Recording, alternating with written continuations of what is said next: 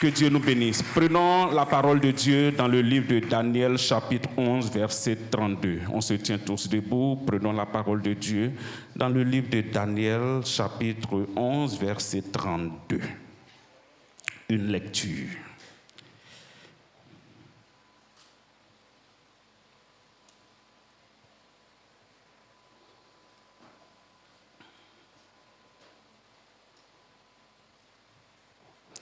Daniel.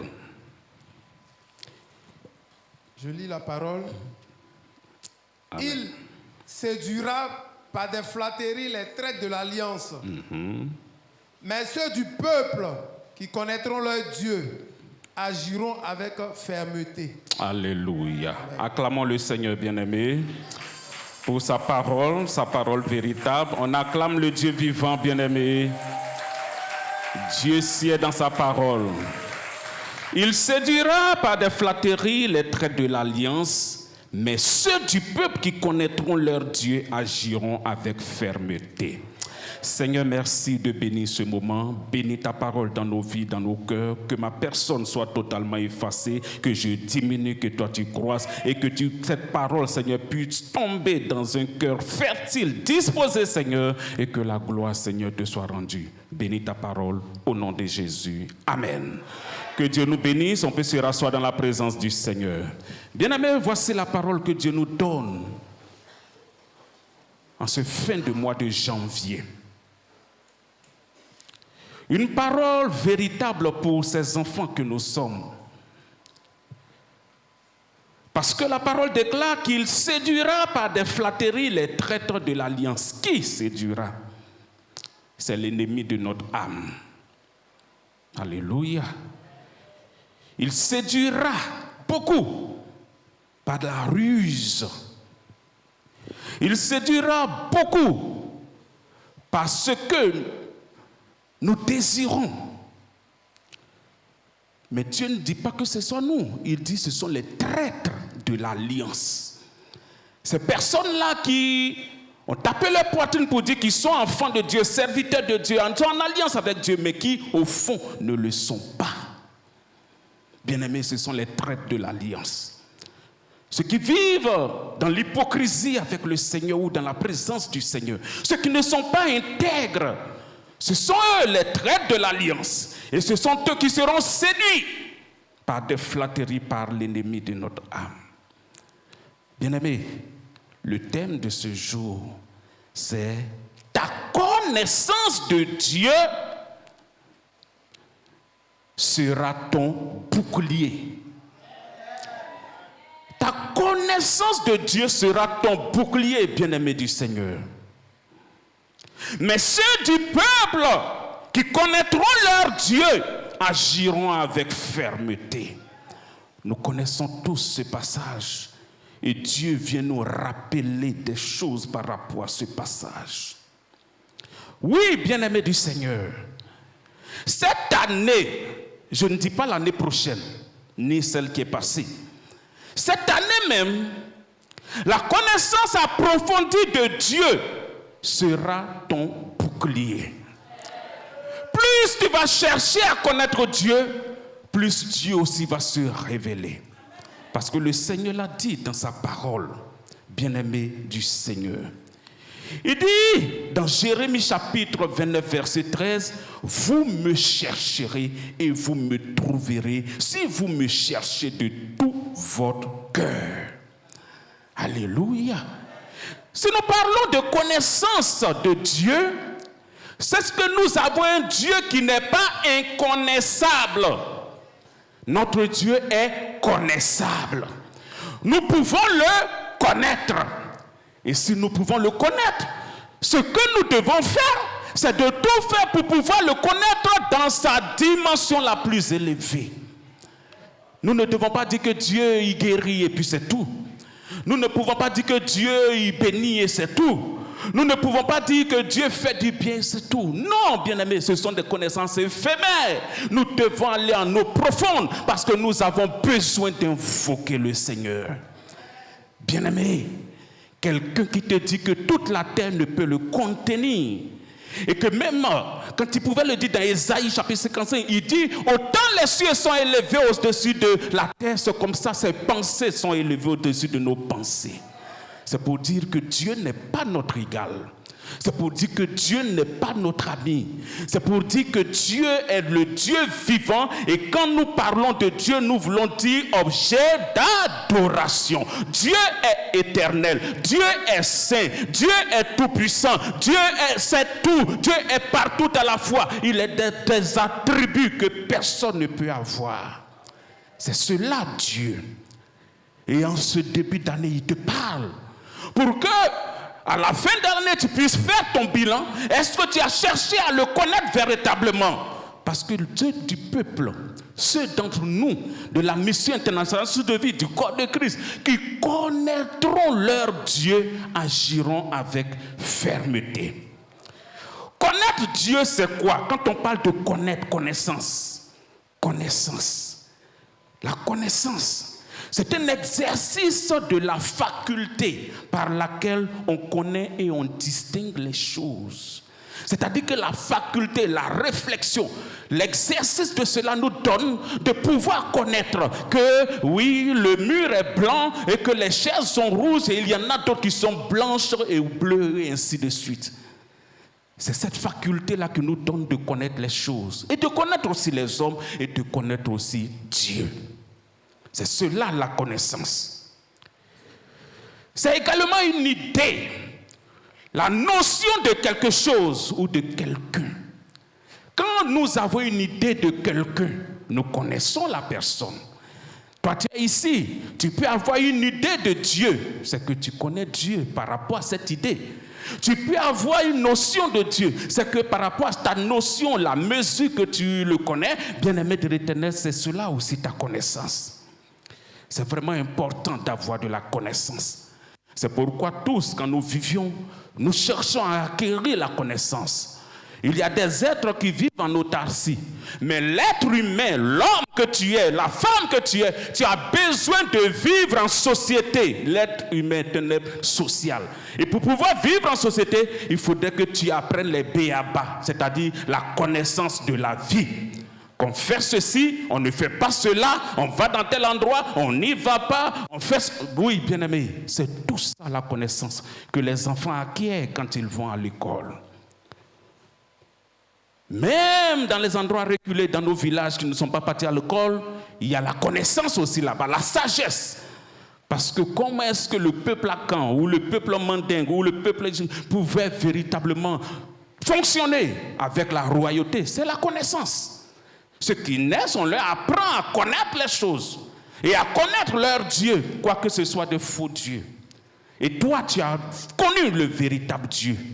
Tu le connais, bien-aimé de l'Éternel, mais tu le connais de manière éphémère. Tu le connais du bout de tes lèvres. Il dit, si tu me connais, que tu m'invoques, que tu m'appelles comme Dieu, où est l'honneur qui m'est dû, bien-aimé? Quand Dieu te parle, est-ce que tu obéis? Et pourtant, il te le dit que cette année, ta connaissance sera ton bouclier. Le bouclier, c'est quoi? C'est une arme défensive que les gens de guerre portent au bras gauche et dont ils se servent pour protéger tout le corps. Une arme défensive. C'est pour te dire que si tu connais Dieu, déjà même tu es paré par ce bouclier. Quand les flèches enflammées de l'ennemi viendront, tu es déjà paré et tu es déjà plus que vainqueur. Bien-aimé, c'est cela qui est important. Plus tu vas connaître ton Dieu, plus tu auras confiance en lui. Tu auras foi en lui. Et des situations de la vie qui viendront, bien-aimé, tu les regarderas comme de la boue parce que tu sais en qui tu as cru. C'est la connaissance de Dieu qui fait ça. Tu dois le connaître, bien-aimé. Cette année, si tu veux que ta vie change, il faut connaître ton Dieu. Il faut apprendre à le connaître. Il faut aller en eau profonde avec lui si tu veux que les situations puissent changer dans ta vie. Bien-aimé, connais-le de manière approfondie. Si tu fais cela, cette connaissance, premier point, t'affermira. La connaissance de Dieu de manière approfondie, bien-aimé de l'Éternel, t'affermira. C'est-à-dire qu'elle te rendra ferme, elle te rendra inébranlable, elle te rendra résistant, elle te rendra, bien-aimé de l'Éternel, outillé. Et tu n'auras pas peur d'ici, de cette situation, mais tu sauras que ton Dieu est toujours avec toi et qu'il se lèvera le dernier dans ta vie. Cette connaissance va t'affermir. Et Dieu ne veut pas les enfants qui sont comme des esclaves. Il veut des enfants matures. Il veut des fils, des personnes qui sont affermies dans sa présence, bien-aimés. Donc ce premier point, la connaissance de Dieu t'affermira. Le second point, c'est que la connaissance de Dieu te gardera. Oui, bien-aimé du Seigneur. Dieu peut te garder parce que jusqu'aujourd'hui, bien-aimé, il faut reconnaître que c'est ton Dieu qui t'a gardé. À l'heure où nous sommes parvenus, tu es parti dans des endroits et Dieu t'a ramené. Ce n'est pas par ta sagesse, ni par ton intelligence, ou par ta beauté, ou par ton argent, mais c'est la grâce du Seigneur. Dieu te dit que plus tu le connaîtras, plus il te gardera. Pourquoi? Parce que c'est lui qui va te parler. Comme tu le connais, comme tu communiques avec lui, lui aussi il communique avec toi. Il te parle et il crée des situations. Certainement que demain tu voudrais voyager, mais Dieu va faire de telle sorte que quelque chose va t'arriver ou bien va se passer pour ne pas que tu voyages parce que tu es son fils. Et c'est lui qui t'a gardé. Un jour ou l'autre, tu sauras que c'est le Seigneur qui a fait ces choses. Bien-aimé, donc la connaissance approfondie de Dieu va te permettre d'écouter la voix de l'Esprit et de savoir que Dieu parle tantôt d'une manière, tantôt d'une autre. Mais maintenant, tu dois y prendre garde. Tu dois écouter la voix du Seigneur et tu dois obéir à sa voix, la révélation qu'il te donne. C'est vraiment important d'être gardé par le Seigneur. Mais pour pouvoir le faire, il faut que tu connaisses Dieu. Parce que tous sont dans ce monde. Il y en a qui se lèvent, ils vont ici, des choses leur arrivent. Mais toi, tu n'as pas le droit de te lever pour dire je m'en vais dans tel endroit, je m'en vais traficoter, je m'en vais faire. Sans demander la permission à ton Dieu. Quand tu le connaîtras, tu lui demanderas la permission en toutes choses. Même en voulant manger un bonbon, Seigneur, voici ce bonbon, bénis-le, sanctifie-le, et tu manges. C'est comme ça. Parce que beaucoup de personnes ont pris des bonbons. Et les bonbons même sont passés de travers. Ils sont partis se faire opérer, sont partis. Bien-aimé, c'est une grâce de pouvoir manger. C'est une grâce de pouvoir boire de l'eau. C'est une grâce de pouvoir uriner. C'est une grâce de pouvoir partir et revenir. Tout ça, c'est par rapport à la connaissance de notre Dieu. Le troisième point, c'est que la connaissance de notre Dieu nous enracinera. Alléluia. Plus tu connais Dieu, plus tu le cherches, tu cherches à le connaître de manière approfondie, plus tes racines sont en train de pousser. Tout comme les plantes, plus les plantes grandissent, c'est-à-dire puisent l'engrais pour pouvoir se développer, donner des fruits, porter du fruit. Bien-aimés, leurs racines aussi s'étalent. Les racines aussi vont en profondeur. Toi aussi, en connaissant Dieu, tu es en train de porter du fruit. Parce que Dieu te donne la capacité de porter du fruit. C'est ce qu'il veut. Et plus tu vas vouloir porter du fruit, il faudrait que tu sois enraciné. Parce que celui-là qui est ballotté à tout vent de doctrine ne peut porter de fruits. Mais toi, Dieu te dit que sa connaissance va te permettre d'être enraciné en lui. Alléluia. Le quatrième point, c'est que la connaissance de ton Dieu va te préserver. Alléluia. C'est tout comme le mot garder. Mais ça va te préserver, ça va te donner cette assurance de pouvoir pas être vis-à-vis du danger. Même si le danger arrivait, bien-aimé, sache que toi, tu seras véritablement mis à part. Dieu veut que tu sois mis à part. C'est cela la sanctification. Quand nous sommes sanctifiés, c'est pour dire que nous sommes mis à part pour le Seigneur. Alléluia. Et Dieu nous préserve du malin. Le malin peut séduire beaucoup de personnes, comme nous l'avons lu dans la première partie de ce verset. Ceux qui ne sont pas tout entiers à Dieu, ils seront flattés par l'ennemi. Mais toi qui connais ton Dieu, tu agiras vers fermeté parce que le Seigneur te préserve. Le Seigneur te garde. Le Seigneur limite les dangers qui viennent. Même si cela arrivait, mais il te secourra. Alléluia. Dieu est fidèle. Et le 5e point, c'est que ta connaissance approfondie de ton Dieu permettra à Dieu de te bénir en tout. Parce que tu deviens son ami. Tu deviens son fils. Et lui-même dit, tu deviens son peuple et lui ton Dieu. Bien-aimé, qui bénit? C'est le Seigneur qui bénit. C'est l'Éternel qui bénit. Plus tu connaîtras ton Dieu, tu montres à ton Dieu que tu as confiance en lui, plus le Seigneur va relâcher ses grâces sur toi. Même ce que tu n'as pas demandé, le Seigneur peut te l'accorder. Le Seigneur est là pour te bénir. Il est là pour t'envoyer à l'autre bord. Parce que la grande bénédiction, c'est la vie éternelle qu'il nous donne. Le Zoé, c'est-à-dire la vie éternelle, est au paradis avec lui. Ça, c'est l'ultime, le summum même de la bénédiction.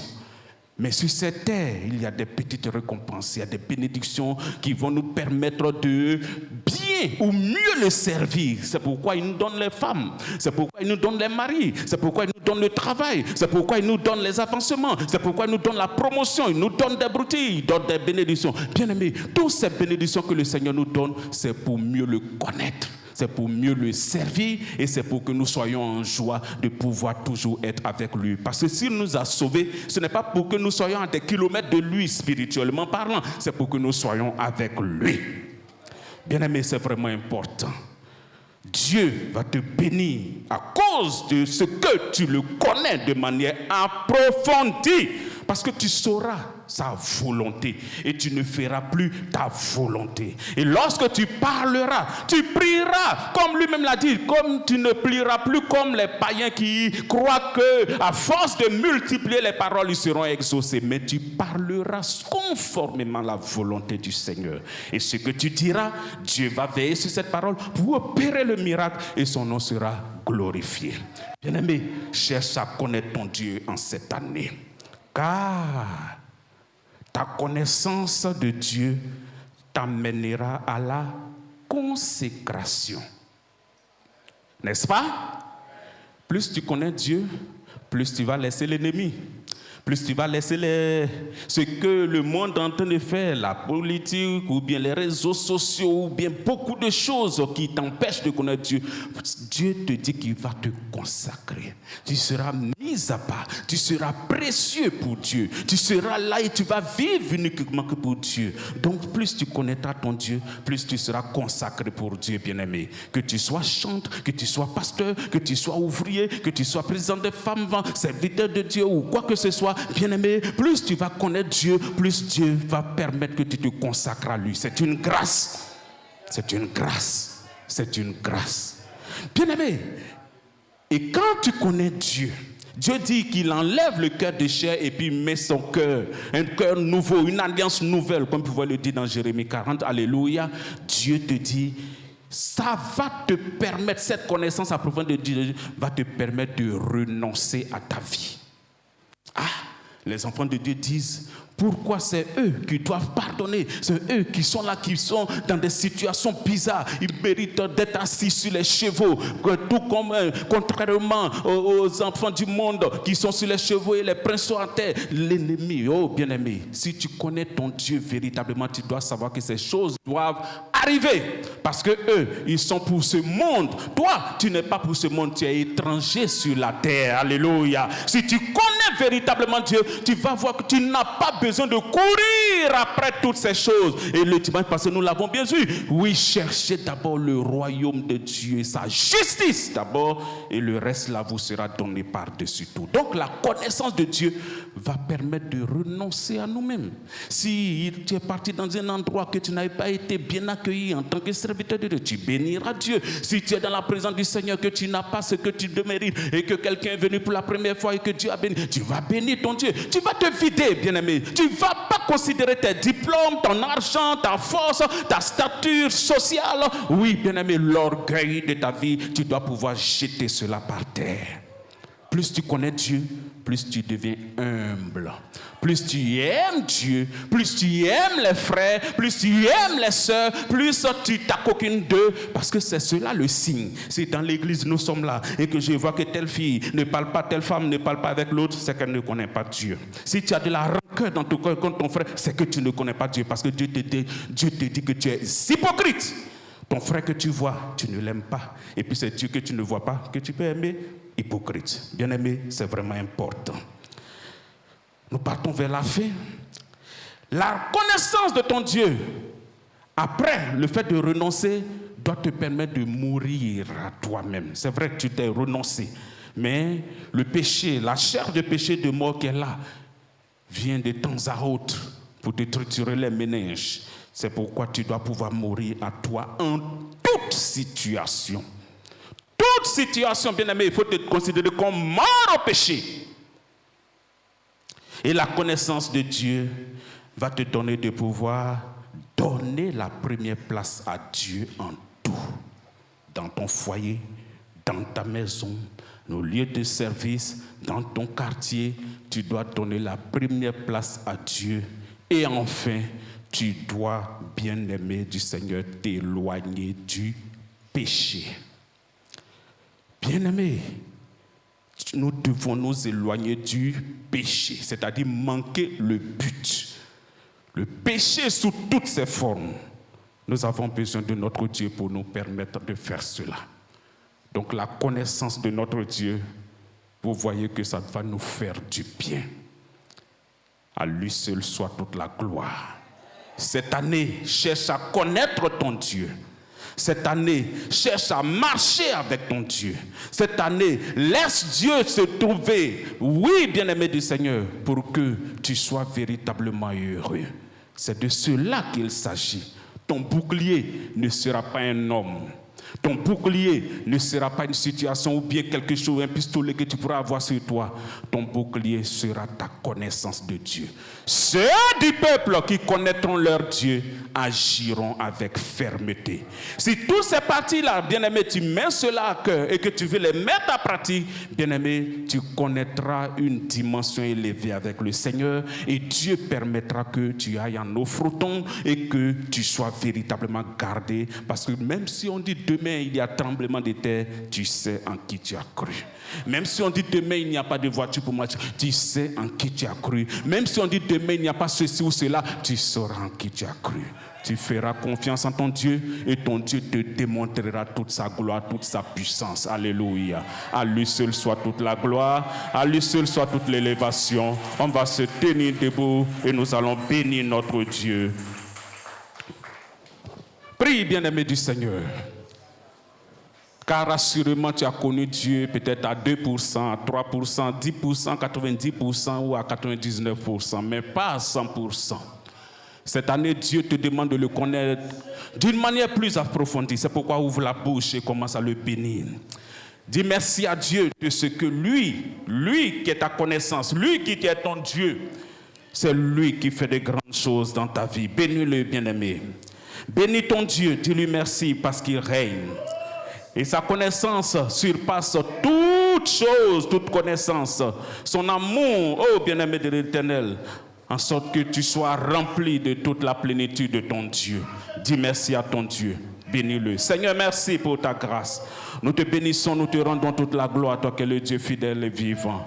Merci de nous avoir parlé, merci de nous avoir bénis, Seigneur. Merci pour ton peuple, oh Dieu de gloire. Merci pour cette parole révélée. Éternel, permets, Seigneur, que cette parole, Seigneur, puisse faire du bien à l'âme, Seigneur, de tes serviteurs et de tes servantes, et que tu nous donnes la capacité de pouvoir les mettre en pratique. Bénis ton peuple, bénis ta parole dans nos vies et dans nos cœurs, et la gloire te soit rendue à toi et à toi seul, au nom de Jésus. Amen.